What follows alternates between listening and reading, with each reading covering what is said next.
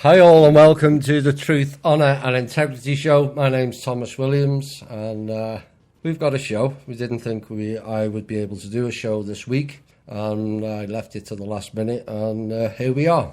So I'm in a new location, safer location, given some of the fun and games that's been going on, which we will be covering in this show. It will likely be a shorter show. Less news and more dynamic information in in its scope. There's been a lot going on, a lot of, that couldn't be said, a lot that can't be said currently because we are in kind of final showdown time on many levels, and we will prevail. We're winning heavily where it matters, and you'll find out some of the circles and fields of operation that we've been dabbling in over recent times, more so over the last few months. Right, we've got a bit of news. I was going to add more, but I thought, what the hell? It's more important. It's not necessarily intel, though it would be classed as intel. It's the pieces that follow that are the key aspect to this show and what is going on currently. Of course, what's dominated most of this week after President Donald Trump's rather stunning news conference on Monday next to the Russian President Vladimir Putin. I will cover more on that later. Members of Congress, including some powerful Republicans, were quick to rebuke Trump's performance on the world stage and Trump's refusal to call Putin out for interfering in the US election, which wasn't the case. And House Speaker Paul Ryan contradicted several comments Trump made during his Helsinki news conference, most notably back in the US intelligence community assessment that Russia had meddled with the US 2016 presidential election. I can't believe 2 years later, with all the resources, that they're still babbling on about that. But on we go. And according to him, there's no question that Russia interfered in our election and continues to attempt to undermine democracy here. I didn't realise we were a democracy, but there you go. And around the world. Oh, the irony. Given the US has meddled in 61 elections since Second World War. Mr. Ryan went on, that is not just the finding of an American intelligence community, but also the House Committee on Intelligence. And he said the president must appreciate that Russia is not our ally. Didn't say that back in the 1800s, did you? There you go. There is no moral equivalence between the United States and Russia, which remains hostile to our most basic values and ideals.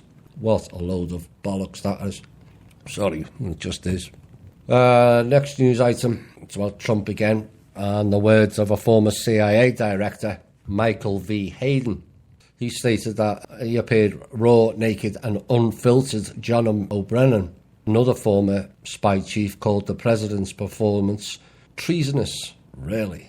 And Mark Lowenthal, a former CIA assistant director and congressional intelligence official, said it was just beyond the pale. This is more to do with Trump's speech with Mr. Putin.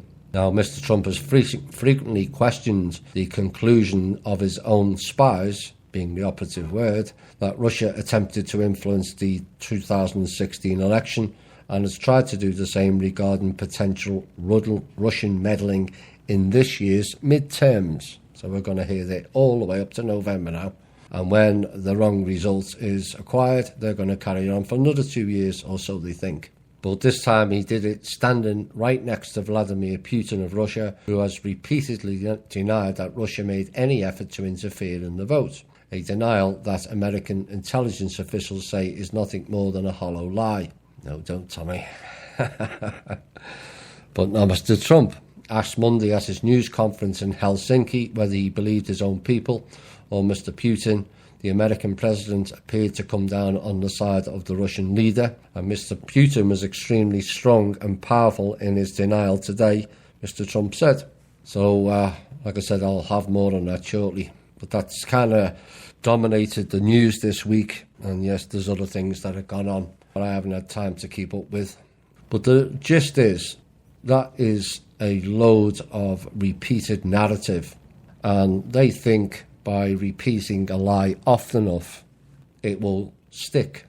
It won't anymore. Time and timelines have changed. So putting out the lie and repeating it that worked in the past does not work now, and it makes you look stupid. And at what point, what part of no interference in the what is now a very costly inquiry do these people not understand? The media put it out a couple of months ago that it was stated there was no interference. So why all of a sudden, has there been a memory wipe from 2 months ago? Why all of a sudden now is it real again for them? Unbelievable. Now, Mr. Trump has further declared today he's not happy about the fact that the Federal Reserve are raising interest rates. Rest assured, that will be addressed. That's all I'm going to say for now. He argued that the higher rates puts the US at a disadvantage and impede faster growth, which is exactly what they're trying to do. However, he added that he is letting them do what they think is best. That's not the way, Mr. Trump, and you know it, and I know it.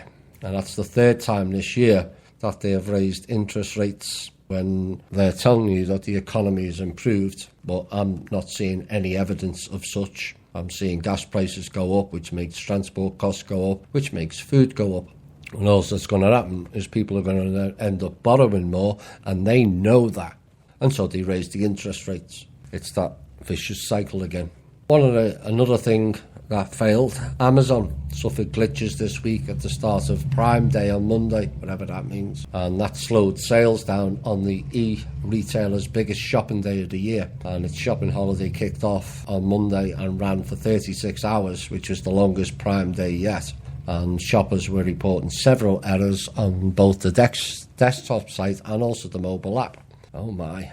Which is rather typical, Amazon did not respond to requests for comments from any of the news people or the portal people, but they did later post on Twitter some customers, lots of them, if not most of them, are having difficulty shopping and we're working to resolve the issue quickly.